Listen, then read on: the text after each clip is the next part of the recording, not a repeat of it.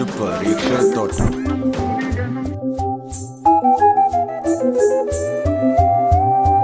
ഇതാ എന്റെ സാമ്രാജ്യത്തിലൊക്കെയും ബാധ്യതകളുടെ ലിസ്റ്റും. എല്ലാം ഇനി നീ തീർക്കണം. ഇത്രയധികം ബാധ്യത